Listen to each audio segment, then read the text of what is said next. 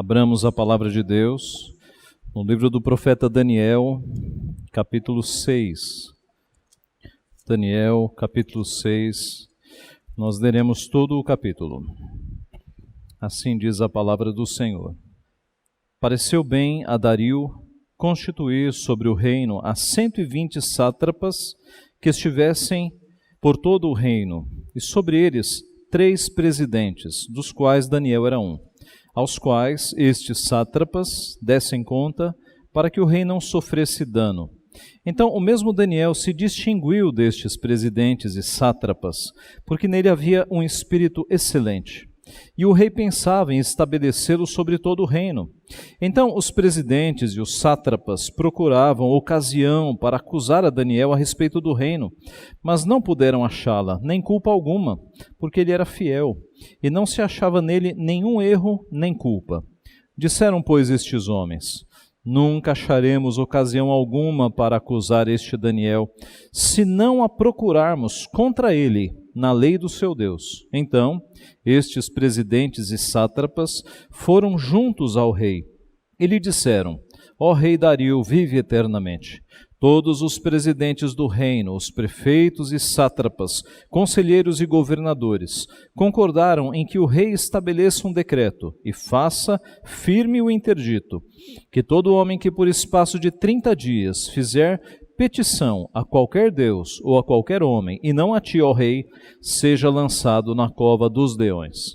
Agora, pois, ó rei, sanciona o interdito e assina a escritura, para que não seja mudada, segundo a lei dos medos e dos persas, que se não pode revogar. Por esta causa, o rei Dario assinou a escritura e o interdito. Daniel, pois, quando soube que a escritura estava assinada, entrou em sua casa, e em cima, no seu quarto, onde havia janelas abertas, do lado de Jerusalém, 3 vezes por dia se punha de joelhos e orava, e dava graças diante do seu Deus, como costumava fazer.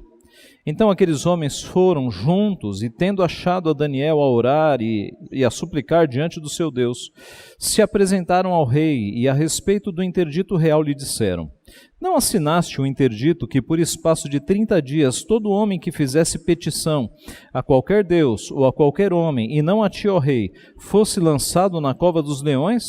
Respondeu o rei e disse: esta palavra é certa, segundo a lei dos medos e dos persas, que se não pode revogar. Então responderam e disseram ao rei: esse Daniel, que é dos exilados de Judá, não faz caso de ti, ó rei, nem do interdito que assinaste. Antes, 3 vezes por dia faz a sua oração. Tendo o rei ouvido estas coisas, ficou muito penalizado e determinou consigo mesmo livrar a Daniel, e até ao pôr do sol se empenhou por salvá-lo.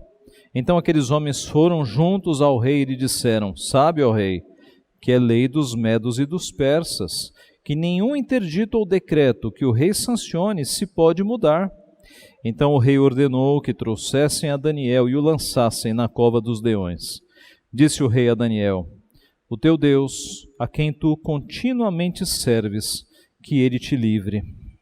Foi trazida uma pedra e posta sobre a boca da cova.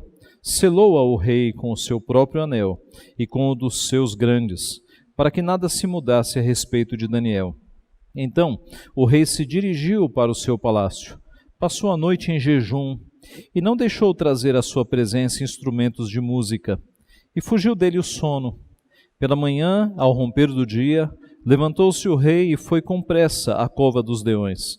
Chegando-se ele à cova, chamou por Daniel com voz triste. Disse o rei a Daniel: Daniel, servo do Deus vivo, dar-se-ia o caso que o teu Deus, a quem tu continuamente serves, tenha podido livrar-te dos leões? Então Daniel falou ao rei: ó rei, vive eternamente. O meu Deus enviou o seu anjo e fechou a boca aos leões, para que não me fizessem dano, porque foi achada em mim inocência diante dele. Também contra ti, ó rei, não cometi delito algum. Então o rei se alegrou sobremaneira e mandou tirar a Daniel da cova. Assim foi tirado Daniel da cova, e nenhum dano se achou nele, porque crera no seu Deus. Ordenou o rei, e foram trazidos aqueles homens que tinham acusado a Daniel, e foram lançados na cova dos leões. Eles seus filhos e suas mulheres, e ainda não tinham chegado ao fundo da cova, e já os leões se apoderaram deles, e lhes esmigalharam todos os ossos. Então o rei Dario escreveu aos povos, nações e homens de todas as línguas que habitam em toda a terra: paz vos seja multiplicada. Faço um decreto pelo qual, em todo o domínio do meu reino, os homens tremam e temam perante o Deus de Daniel, porque ele é o Deus vivo e que permanece para sempre. O seu reino não será destruído e o seu domínio não terá fim. Ele livra e salva e faz sinais e maravilhas no céu e na terra. Foi ele quem livrou a Daniel do poder dos leões. Daniel, pois, prosperou no reinado de Dario e no reinado de Ciro, o persa. Vamos orar. Pai Santo, te louvamos porque a tua escritura é fiel, porque a tua palavra, ó Pai, inspirada pelo Senhor, foi preservada para alcançar o teu povo na posteridade. Te louvamos pelo registro fidedigno do que aconteceu, do teu grande poder agindo sobre a vida do teu servo Daniel.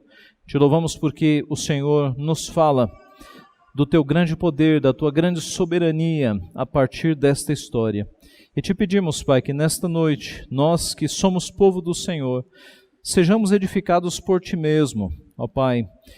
Por meio do Teu Santo Espírito, abre a nossa mente, abre os nossos olhos, abre o nosso coração, para que sejamos confrontados com esta palavra, para que sejamos direcionados a fazer a Tua vontade.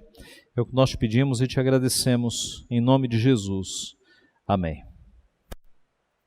Meus irmãos, nós vivemos em um mundo mau, em um mundo totalmente corrompido. Um mundo em que um padrasto se une a uma mãe para matar uma criança. Um mundo em que jovens estão se acabando nos vícios, na imoralidade, nas drogas. Um mundo com corrupção por todos os lados. Nas faculdades, no Congresso, entre juízes, um mundo totalmente corrompido. Isso não é de hoje. É certo que com a proximidade da volta de Cristo as coisas vão piorar. Mas é certo também de que desde que entrou o pecado no mundo, o pecado vem produzindo destruição. Lembre-se da história de Noé, quando Deus, lá no início, teve que acabar com toda a população. E olhando para a população, só se salvava uma família, a família de Noé. A maldade, a corrupção, a destruição que vem do pecado são gigantescas. E isso não é também influência da sociedade, como querem nos convencer algumas áreas do saber.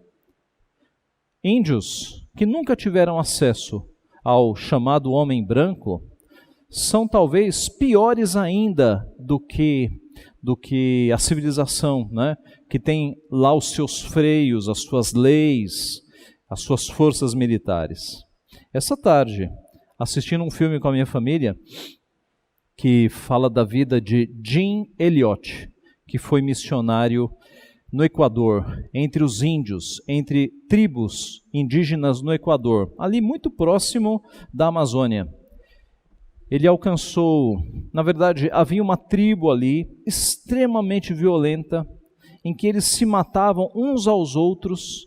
E observe, não era influência da sociedade, era o pecado graçando numa tribo que não tinha acesso à palavra de Deus, extremamente violentos, matando-se uns aos outros.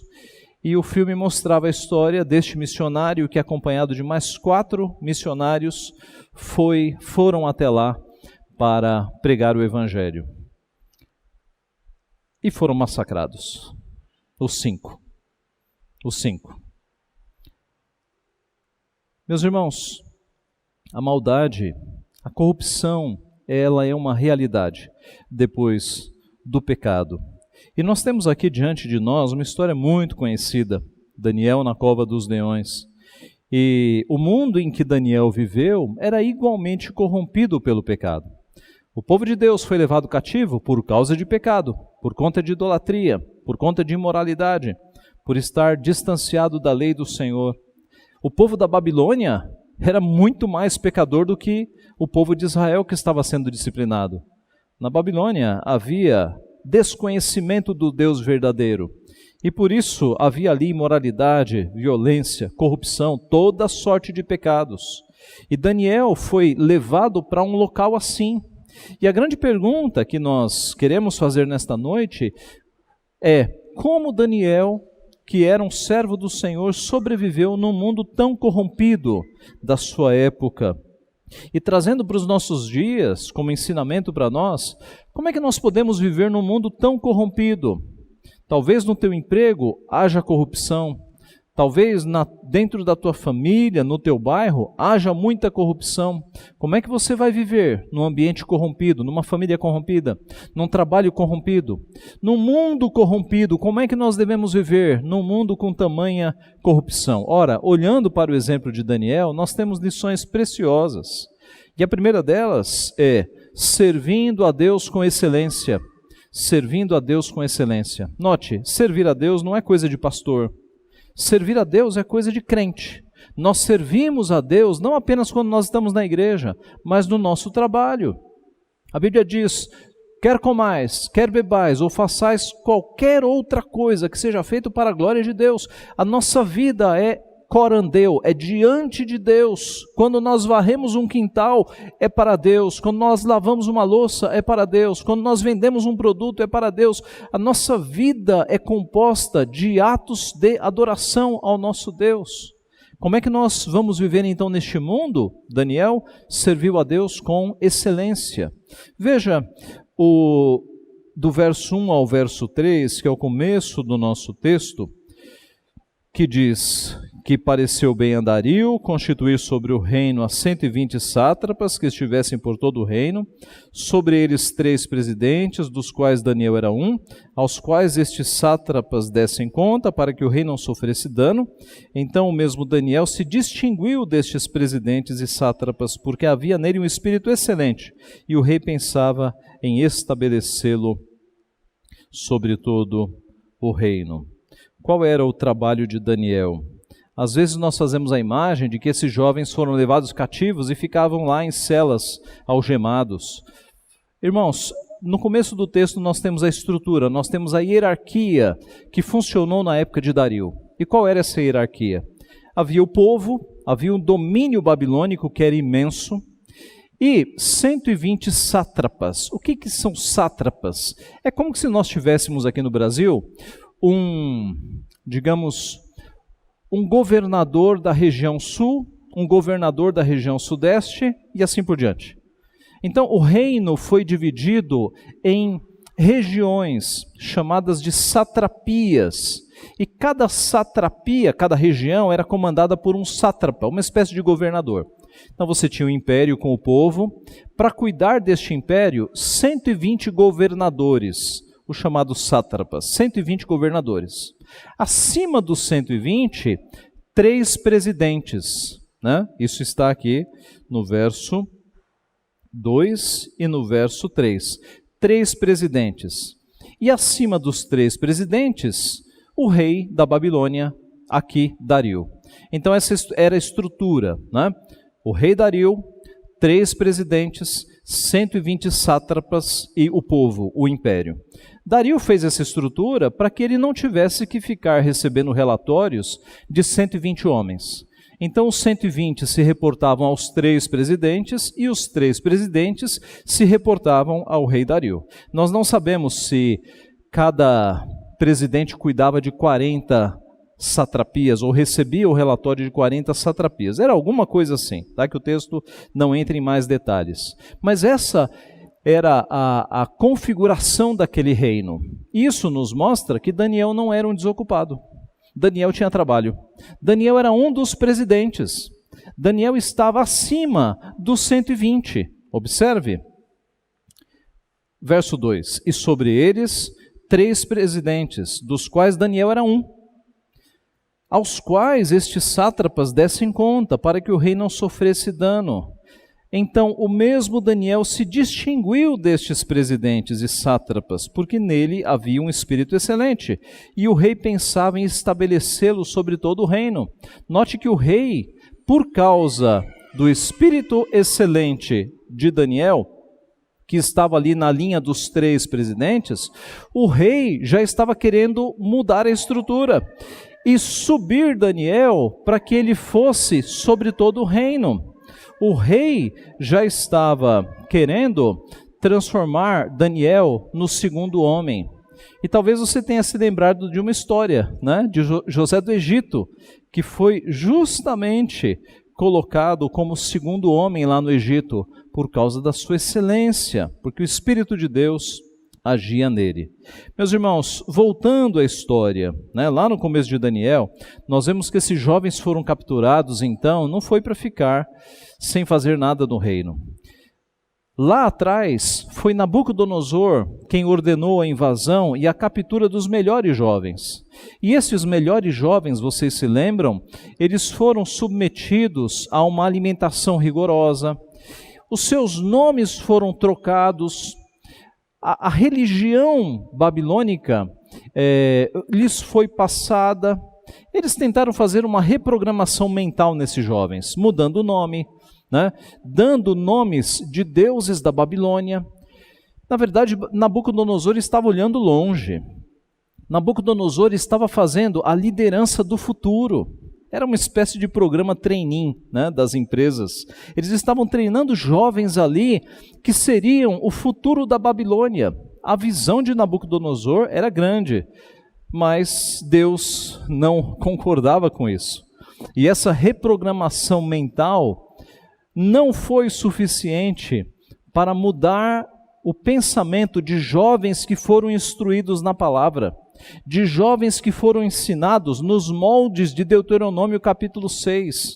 Estas palavras, pois, inculcarás nos teus filhos, e delas falarás ao levantar, ao sentar e andando pelo caminho. Toda essa reprogramação mental de Nabucodonosor não entrou na mente e no coração de Daniel e dos seus amigos, porque eles foram fiéis.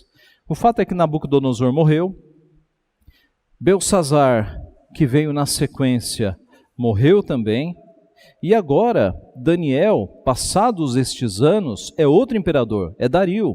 Então Daniel não é mais um jovem, Daniel já cresceu, e ele cresceu no império. Como nós vimos, ele está na segunda linha, né, de comando.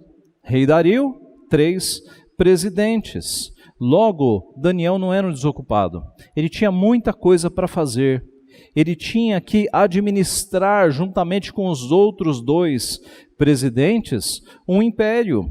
E a administração pública é algo que não acaba nunca. Eles tinham os problemas públicos, rebeliões, né? E tudo que envolve a administração pública, a administração de um império. Daniel, então, era responsável por boa parte deste imenso reino que foi a Babilônia.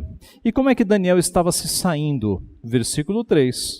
Este mesmo Daniel se distinguia destes presidentes e sátrapas, porque nele havia um espírito excelente, e o rei pensava em estabelecê-lo sobre todo o reino. Assim como José do Egito, nós temos aqui um homem, meus irmãos, que está honrando a Deus com o seu serviço, mesmo num ambiente hostil, mesmo entre os inimigos, mesmo num local totalmente corrupto. E isso já nos ensina, meus irmãos. Talvez Daniel pudesse cruzar os braços e dizer, não vou trabalhar para o inimigo. Ele não fez isso. Ele honrou o nome do Senhor no meio dos inimigos. Ele mostrou que Deus era superior àqueles deuses imaginários no meio dos inimigos, naquele ambiente totalmente hostil.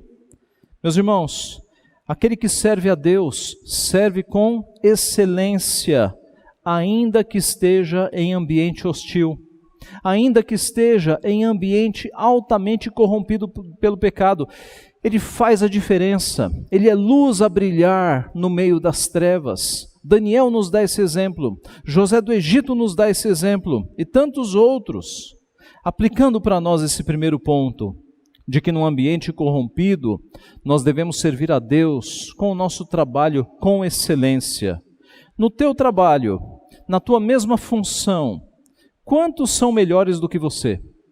Quantos são mais dedicados do que você? Se há muitos que são melhores do que você, a luz de Cristo não está brilhando na tua vida. Porque os crentes deveriam ser os excelentes. Houve época, aliás, na história do cristianismo, em que os servos, os escravos melhores eram os crentes. Por quê? Porque eles obedeciam à palavra. E eles serviam aos seus senhores, não como quem serve a homens, como quem serve a Cristo. Houve épocas aqui no Brasil, pastores mais antigos me falaram, em que os melhores funcionários eram os crentes. Agora me pergunte, hoje os melhores funcionários são crentes? Eu já ouvi falar de empresa que não contrata crente. Agora a pergunta para você, você tem sido este homem, esta mulher, que tem brilhado a luz de Cristo no teu trabalho, nas tuas relações comerciais, na tua vida profissional? Você é alguém como Daniel, que demonstra esta excelência, que mostra que Cristo é glorificado na tua vida, na tua área. Você glorifica a Cristo através da profissão, através da tua ocupação. Meus irmãos, a palavra de Deus nos ensina em Colossenses capítulo 3, verso 23, que nós lemos, que nós não devemos servir apenas sob vigilância, visando agradar a homens, mas em singeleza de coração, temendo ao Senhor. Em outras palavras, você só trabalha quando há um chefe vigiando? Há um texto aqui específico dizendo que você não deve fazer isso, que você deve honrar cada minuto do teu ordenado, do teu salário, servindo a Cristo por meio da tua profissão. Em Colossenses nós lemos ainda, tudo quanto fizerdes, fazei-o de todo o coração. O que é fazer de todo o coração? É com excelência, como para o Senhor e não para homens, cientes de que recebereis do Senhor a recompensa da herança. A Cristo o Senhor é que estais servindo, não é ao patrão, não é ao empregador, é a Cristo. A nossa recompensa vem de Cristo. O trabalho que você faz, seja no serviço, seja no colégio, na faculdade, deve ser feito de todo o coração. Você não deve fazer só o mínimo para apresentar ou para passar. Na verdade, meus irmãos, nós devemos ser os melhores funcionários de fato. Mais perguntas? Você é pontual no teu trabalho? Você chega sempre no horário? Eu já vi crente dando um péssimo testemunho, chegando atrasado sempre no horário. E pior, era pontual. Há muitos crentes que são atrasados na entrada e super pontuais na saída.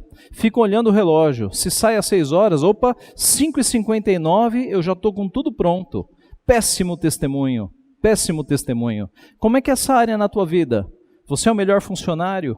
Qual é a tua reputação para com as pessoas que estão acima de você? Meus irmãos, nós devemos levar a sério isso, porque a palavra nos trata disso especificamente nesse sentido.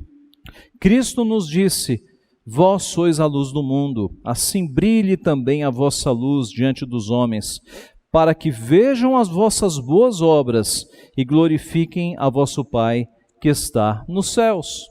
Como é que não crentes acima de nós, em relações trabalhistas, vão ver as nossas boas obras e glorificar a Deus? Ora, quando eles forem impactados pela excelência do nosso trabalho, a excelência do nosso serviço, por nossa pontualidade, por nossa palavra, que quando nós falamos algo nós cumprimos, por nossa proatividade de não fazer apenas o que nos mandam, mas fazer a mais, pelo nosso nível de trabalho, pela nossa linguagem sadia, pela nossa honestidade, pela nossa integridade. É assim que nós glorificamos a Deus nas relações trabalhistas. E vai chegar um ponto, possivelmente, que os não crentes superiores vão olhar para você e vão dizer, eu não concordo com a tua religião, mas olha, que testemunho, que integridade, que funcionário, que funcionária. Meus irmãos, esta é a primeira lição que nós temos aqui. Daniel impactou o império da Babilônia, servindo a Deus de modo excelente. E Deus espera que nós, como seu povo, como seus filhos, façamos a mesma coisa. Quando as pessoas olharem para a excelência do teu trabalho, elas perceberão que a mensagem que você prega é verdadeira. Aliás, falando sobre isso, meus irmãos, falando sobre fazermos o trabalho apenas para o gasto, fazermos algo apenas para funcionar e não na excelência, é que vem aquilo que nós falamos de vez em quando. Qual é o pior inimigo do excelente? Aqui está o excelente. Qual é o pior inimigo do excelente? Será o péssimo? Será o ruim? Pois eu lhes digo qual é o pior inimigo do excelente. É o bom.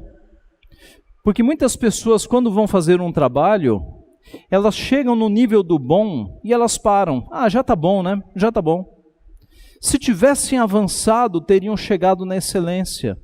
Isso cobre muitas áreas. Desde o funcionário que poderia fazer um trabalho excelente, mas ele para antes porque já está bom. Ao aluno que poderia tirar um 10, mas 7, 6 já está bom. Aquele trabalho que você poderia fazer para ser excelente, para glorificar a Deus, mas aí você para antes, já consegui a nota, já funciona desse jeito. Irmãos, isso tem uma palavra, isso se chama mediocridade. Mediocridade. A pessoa que faz algo para não ser excelente, ela está sendo medíocre. E os crentes não podem ser medíocres. Por quê? Porque a Bíblia nos ensina a fazer tudo de todo o nosso coração, não para agradar a homens, mas para agradar a Deus. O nosso serviço tem que ser excelente, não tem que ser bom, não tem que dar para o gasto. Já deu a nota, tem que ser excelente. É assim que nós honramos a Cristo nas nossas relações estudantis e trabalhistas. Não aceite a mediocridade na sua vida. Faça tudo com excelência para a glória de Deus. Tudo quanto fizerdes, fazei de todo o coração, como para o Senhor, não para homens, cientes que recebereis do Senhor a recompensa da herança. A Cristo Senhor é que estais servindo. Então, como vivermos num mundo totalmente corrompido? Servindo a Deus com excelência, mas não apenas isso. Também servindo a Deus com fidelidade. É o nosso segundo ponto. Servindo a Deus com fidelidade. Veja o verso 4.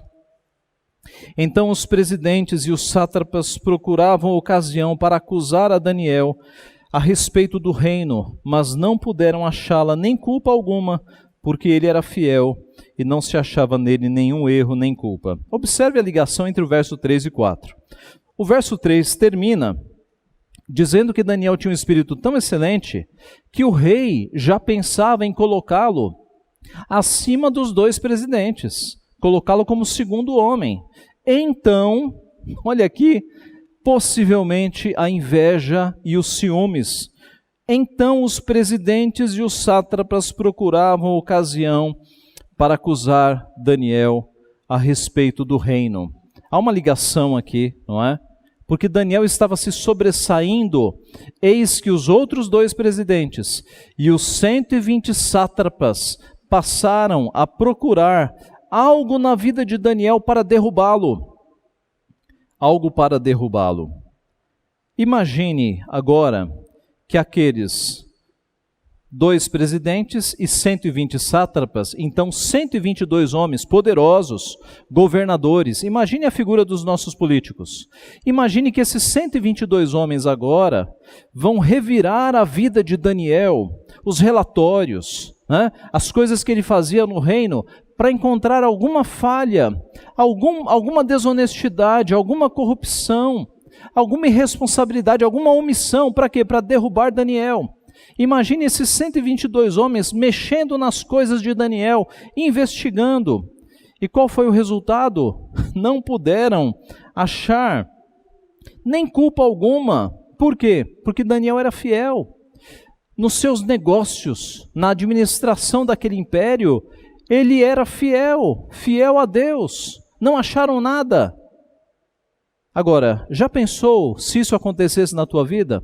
Se você tivesse 122 políticos poderosos revirando a tua vida para achar algo errado, a nossa vida, revirando a nossa vida pessoal, revirando e investigando a nossa vida profissional, a nossa vida estudantil, à procura de alguma falha, qual seria o resultado desta procura? Será que seria fiel? Homens, imagine se fosse feita uma investigação no histórico da internet do teu computador. Qual seria o resultado?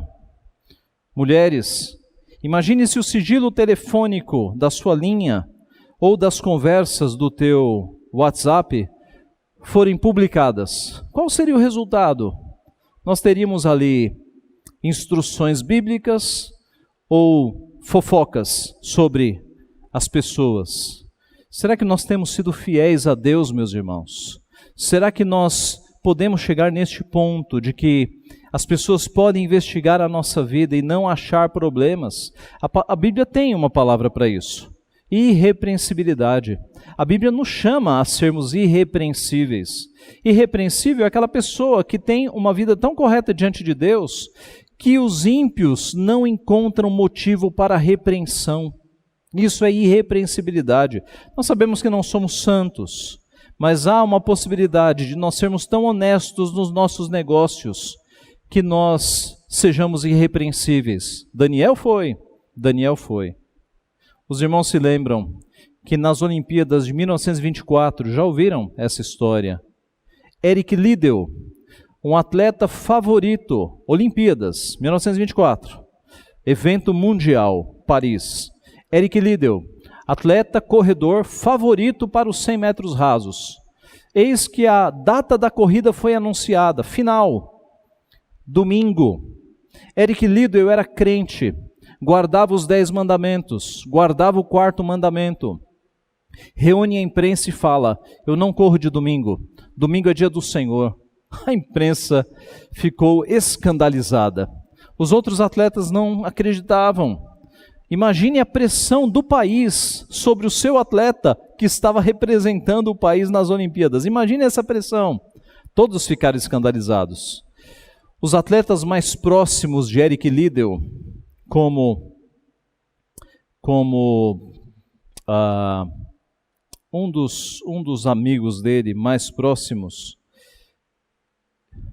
eu tinha o nome dele aqui, mas Eric Liddell. Neil Campbell, que era próximo dele, ele deu entrevistas dizendo: nós não nos admiramos, porque Eric Liddell, ele de fato é crente, e ele tem caráter, e ele segue a vida por princípios. Os que estavam próximos não se escandalizavam, conheciam a fidelidade deste atleta diante de Deus. Diante de tanta pressão, ele manteve-se. E o que sobrou para ele foi disputar uma outra prova de 400 metros. A prova que ele era favorito era de 100 metros rasos. Ele foi correr então numa prova de 400 metros, que não era a especialidade dele. E ele não apenas venceu a prova, a medalha de ouro, como ele estabeleceu um novo recorde mundial. Isso foi tão surpreendente que virou o filme Carruagens de Fogo. E a música do filme foi eternizada, digamos assim, não é? História impressionante de um homem que brilhou à luz de Cristo. Por quê? Porque obedeceu ao mandamento do Senhor. Meus irmãos, nós temos que servir a Deus com fidelidade. Não devemos ser fiéis às coisas do mundo, mas devemos ser fiéis às coisas de Deus. Outro exemplo, eu tenho uma prima que alguns anos atrás trabalhava num emprego muito modesto, e eis que veio uma proposta de emprego para ela trabalhar ganhando 3 vezes mais, só que com uma condição: ela teria que trabalhar no domingo. Crente recusou na hora: não vou quebrar o mandamento. Meus irmãos, é assim que crente faz. Quando é para quebrar algo, quando é para quebrar um mandamento, fica com Deus, mesmo que deixe de ganhar. Nós somos fiéis a Deus. O que é que nós estamos fazendo neste mundo? Se é para viver de acordo com o mundo, nós fomos chamados para viver de acordo com a vontade de Deus. Outro exemplo da história, lá nos primeiros séculos, Perpétua era uma catecúmena. Ela estava se preparando com outros jovens para ser batizada. Na igreja primitiva, a classe de catecúmenos durava 2 anos. E Perpétua estava neste trabalho junto com outros catecúmenos.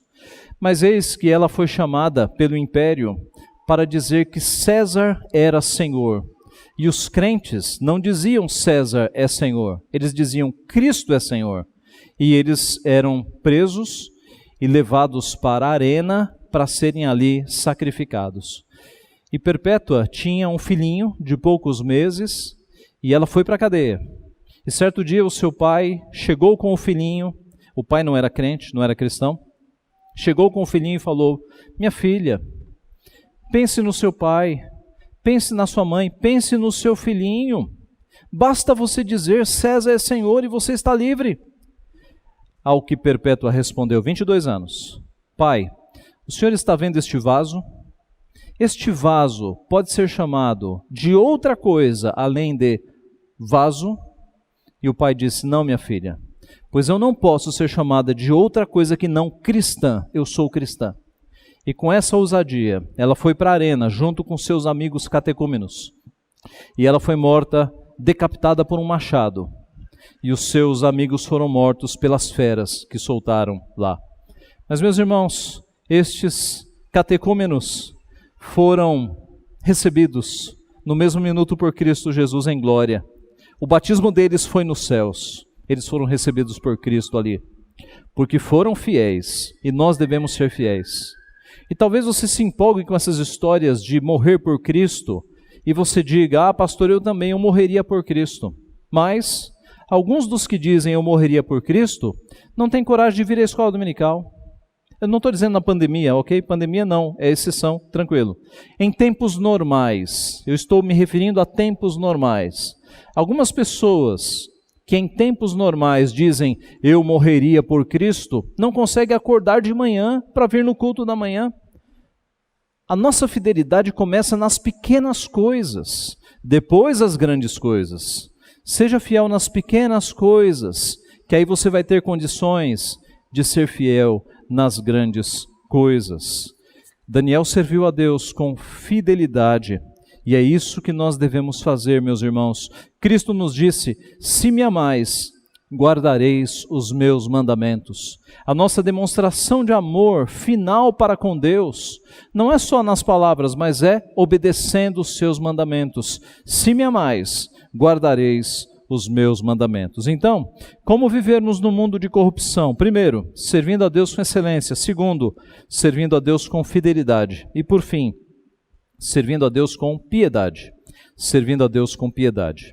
Veja o versículo 5. Disseram, pois, estes homens, nunca acharemos ocasião alguma para acusar este Daniel, se não a procurarmos contra ele na lei do seu Deus. Em outras palavras, eles reviraram a vida profissional de Daniel, não acharam nada. E alguém teve uma ideia, vamos procurar na religião dele? Talvez ele esteja em falta na sua religião. Talvez ele esteja quebrando algo na lei do Deus dele. E nós podemos imaginar agora esses 122 homens indo ler as Escrituras, para ver se Daniel era fiel à sua religião. E certamente eles se depararam com o primeiro mandamento, não terás outros deuses diante de mim. E a implicação disso é não orar a outros deuses, não se prostrar diante de outros deuses. E assim eles fizeram a armadilha, versículo 7. Versículo 6, todos os presidentes e sátrapas foram junto ao rei e lhe disseram, ó rei Dario, vive eternamente. E o que eles disseram? Todos os presidentes do reino, mentira, porque Daniel não estava envolvido. Todos os presidentes seriam os três, já começaram mentindo, eram desonestos, né? Disseram para Dario, todos os presidentes do rei, prefeitos, sátrapas, conselheiros, governadores, todos nós concordamos em que o rei estabeleça um decreto, faça firme o interdito, que todo homem que no espaço de 30 dias fizer petição a qualquer Deus, ou a qualquer homem, e não a ti, ó rei, seja lançado na cova dos leões. O rei por algum motivo se agradou disso, talvez vaidade, né? Porque esses imperadores eram muito vaidosos, talvez ele tenha gostado da ideia, e foi dito a ele, todos os presidentes, e ele confiava em Daniel. Talvez ele tenha pensado, bom, se Daniel está no meio, está tranquilo, podemos seguir. E ele assinou essa armadilha. E era uma lei que, diz o texto, lei dos medos e persas, que se não pode revogar. Era um tipo de lei que era irrevogável, que uma vez que o rei assinasse, ele não poderia voltar atrás. E assim, meus irmãos, estava feita a armadilha. E o que Daniel fez quando soube da armadilha? Verso 10. Daniel, pois, quando soube que a escritura estava assinada, entrou em sua casa e em cima, no seu quarto, onde havia janelas abertas do lado de Jerusalém, 3 vezes por dia se punha de joelhos e orava e dava graças diante do seu Deus, como costumava fazer. Janelas abertas, 3 vezes ao dia, como costumava fazer. Talvez você pense assim, poxa pastor, ele podia fechar pelo menos as janelas, né? Continua lá na sua devoção. Meus irmãos, Daniel não temia homens, Daniel temia a Deus. Fechou janela nada. Como ele costumava orar 3 vezes por dia, ele continuou orando 3 vezes por dia, sem se envergonhar da sua devoção para com seu Deus. Fechar as janelas era temer homens, era se envergonhar. Janelas ficaram abertas e ele continuou orando ao Senhor. Servir a Deus com piedade. Nós devemos servir a Deus com vida de piedade. É claro que a piedade envolve várias coisas. Leitura da Bíblia, obediência aos mandamentos do Senhor, adoração ao Senhor no seu santo dia. Mas aqui nós podemos falar de vida de oração. Vida de oração. Eis a base para uma vida de excelência, para uma vida de fidelidade. Nós estarmos preparados com uma vida de oração. Na igreja primitiva, Atos capítulo 2, verso 42, nós vemos que os crentes, além de perseverarem na doutrina dos apóstolos, na comunhão, eles perseveravam nas orações. Eles eram homens e mulheres de oração. Quando um cristão não ora todos os dias, menospreza a vida de oração, se torna um cristão fraco. As tentações vêm e vêm muito fortes, porque o espírito não está fortalecido. Não vai conseguir uma vida de obediência se estiver espiritualmente fraco. E a nossa geração, meus irmãos, infelizmente tem negligenciado este aspecto da piedade, o aspecto da oração. Nós temos uma geração hoje de jovens conhecedores da teologia reformada, louvado seja Deus por isso. Lendo e lendo e lendo a Bíblia, ótimo. Mas nós não podemos menosprezar a vida de oração, porque é a oração, meus irmãos, que nos dá comunhão com Deus. Se nós enchermos a nossa mente de conhecimento, mas sem devoção, sem comunhão com Deus, sem vida de oração, para nada servirá. Nós nos pareceremos com os fariseus, que conheciam tanto a letra da lei, mas lhes fugia o poder de Deus. E Cristo os repreendeu dizendo isso, né? Que eles conheciam a lei, mas não conheciam o poder de Deus. Lewis Bailey, no livro A Prática da Piedade, excelente livro, fala sobre este assunto. Ele diz assim, recomendações, né, de vida piedosa. Ao acordar, a recomendação era de que a porta do coração ficasse bem fechada para que nenhum pensamento terreno entrasse antes de Deus entrar. No momento devocional, a primeira coisa a se fazer no dia era o momento devocional com oração. Então, o que os nossos pais puritanos faziam? Ao acordar, a primeira coisa era ler a palavra, era meditar na palavra e era orar para que Deus aplicasse a palavra. O que nós fazemos nos nossos dias? Recomendações, então, para os nossos dias. Ao acordar, não vá ler o WhatsApp, Facebook, não ligue o rádio, não encha de informações a sua mente de manhã antes de alimentar-se com a palavra. Que a semelhança dos puritanos, a primeira coisa a entrar na nossa mente pela manhã seja a voz de Deus, a palavra de Deus. Lemos a palavra, oramos e assim estamos prontos para o dia.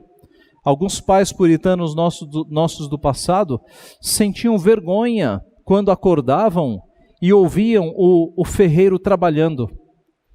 E um deles, me falha agora o nome dele, ele disse assim, como é que para o trabalho ele acorda mais cedo do que eu e para Deus eu não acordo tão cedo para orar? Meus irmãos, nós devemos resgatar isso. João Calvino, comentando este texto, Daniel 6, ele diz assim, a não ser que estabeleçamos horas definidas para a oração, facilmente negligenciaremos a prática. Portanto, quando nos levantamos pela manhã, equivale a brutal preguiça não começarmos o dia clamando a Deus, ao Senhor. O mesmo se dá quando nos deitamos e também quando estamos prestes a ingerir o alimento e em outras horas, da maneira que cada um julgar conveniente para si. Note, Daniel orava 3 horas por dia, era um costume judeu. E eu fui ler Calvino achando que Calvino diria algo mais ou menos assim. Era um costume judeu, hoje estamos livres. Calvino diz, nós deveríamos orar no mínimo 3 horas por dia. Ao levantar, nas refeições, e aí vai dar 4 vezes, né? E ao deitar. Daniel orava 3 vezes por dia. Nós, meus irmãos, que temos o conhecimento acumulado de Antigo e Novo Testamento, nós deveríamos orar muito mais do que isso. Várias vezes, o orar sem cessar. Falando em orar sem cessar, certa vez, alguns pastores escoceses estavam debatendo sobre o que significava orar sem cessar, e havia uma senhora fazendo a limpeza ali do templo, né, que não era da igreja deles. E eles chamaram essa senhora, que era de uma igreja puritana, e perguntaram para ela, escuta, como é que você e os irmãos lá da tua igreja interpretam o orar sem cessar? E ela respondeu, é simples, de manhã eu acordo e busco a Deus em oração. Quando eu vou me vestir, enquanto eu me visto, eu peço a Deus que da mesma forma me vista com a justiça de Cristo. Quando eu vou tomar o café da manhã, eu peço a Deus que da mesma forma como eu estou me alimentando, que Ele me alimente espiritualmente.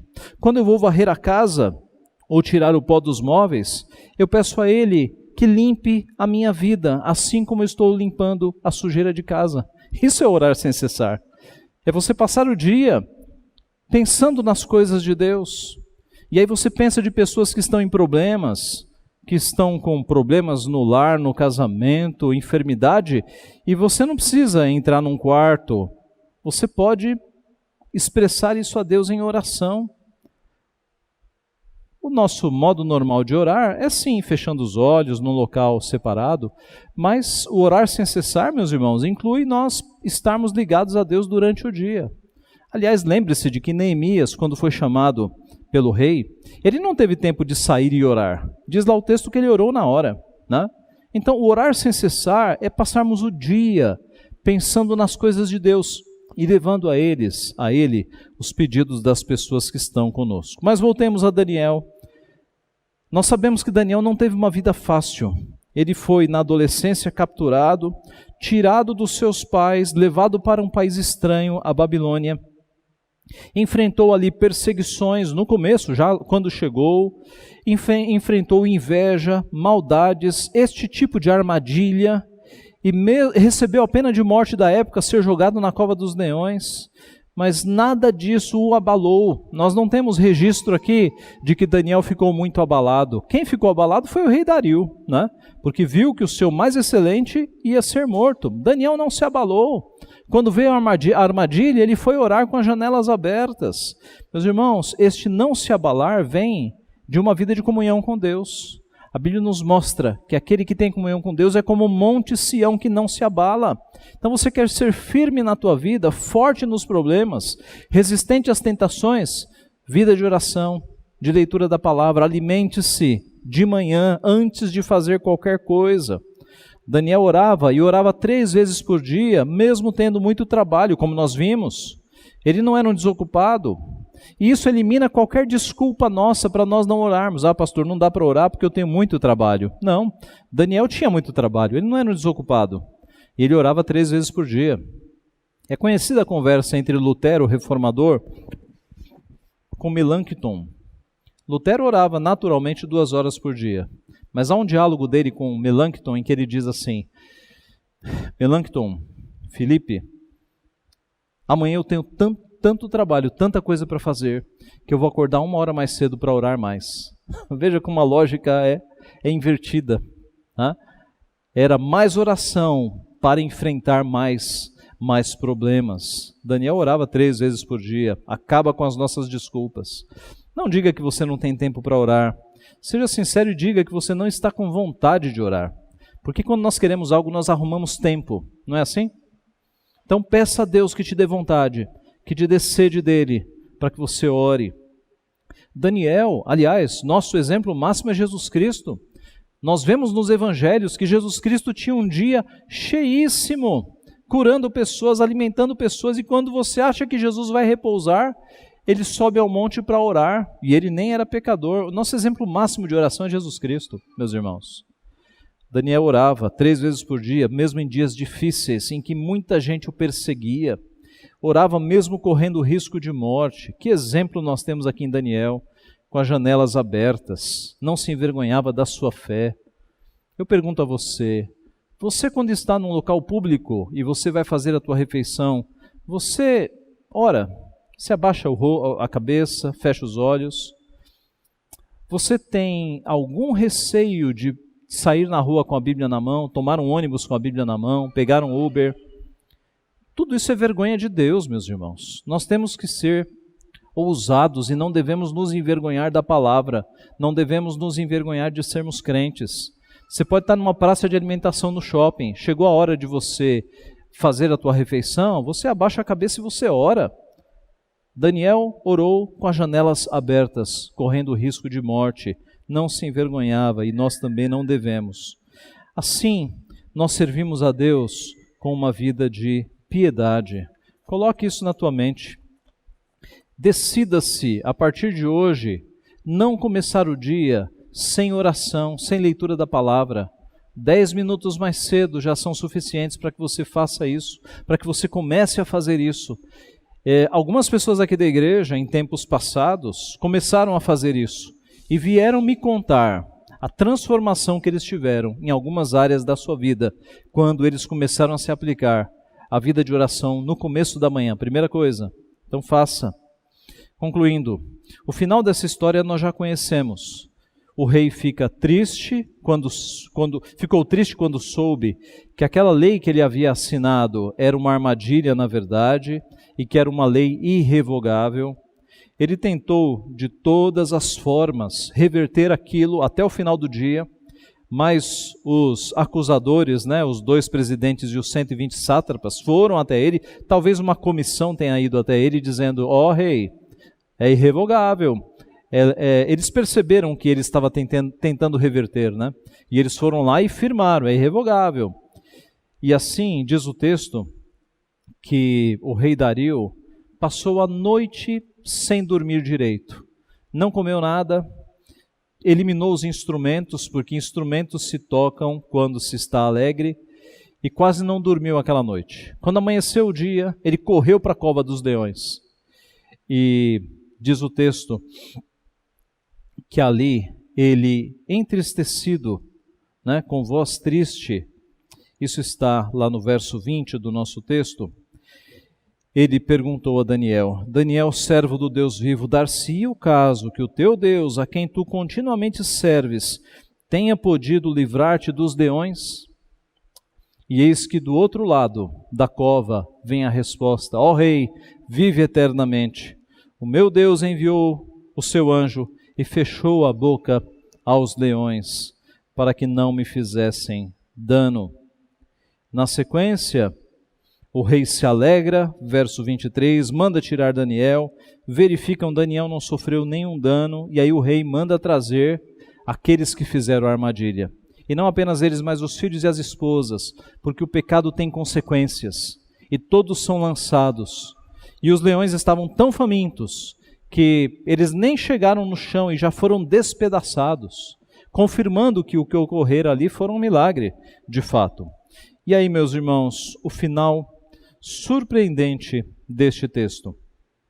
O rei da Babilônia, Dario, faz um decreto para que todos os povos e todas as nações tremessem e temessem diante do Deus de Daniel, porque ele é o Deus vivo e que permanece para sempre. O seu reino não será destruído e o seu domínio não terá fim. Ele livra e salva e faz sinais e maravilhas no céu e na terra. Foi ele quem livrou a Daniel do poder dos leões. Eis que o homem mais poderoso daquela época, o rei da Babilônia, agora reconhece o poder de Deus e faz um decreto para que todos os povos saibam do poder de Deus. Observe que inversão que Deus deu aqui, não? Que inversão. Eles quiseram calar o único piedoso que havia ali, aquele que estava demonstrando, glorificando a Deus por meio do seu trabalho. E eis que agora reverteu-se a um ponto que Dario faz um decreto para que o Deus de Daniel seja conhecido em todo o império. Houve uma evangelização ali por meio do rei Dario, ele fazendo o nome de Yahvé, de Jeová, conhecido por todo o império. e o império deveria reconhecer que o Deus de Daniel era um Deus verdadeiro, e deveriam tremer e temer na sua presença. Meus irmãos, concluindo, nós vivemos num mundo muito corrompido. Por isso que Cristo orou por nós. Na oração sacerdotal, João 17, não peço que os tires do mundo, mas que os guardes do mal. Santifica-os na verdade. A tua palavra é a verdade.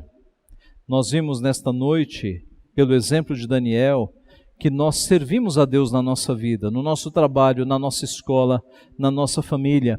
Servimos com excelência, fazendo o nosso melhor, fazendo para Cristo e não para homens. Devemos servir com fidelidade nas pequenas e nas grandes coisas, obedecendo a palavra de Deus. E devemos servir com piedade, uma vida de oração que nos dará forças para a caminhada. Que a nossa vida seja assim.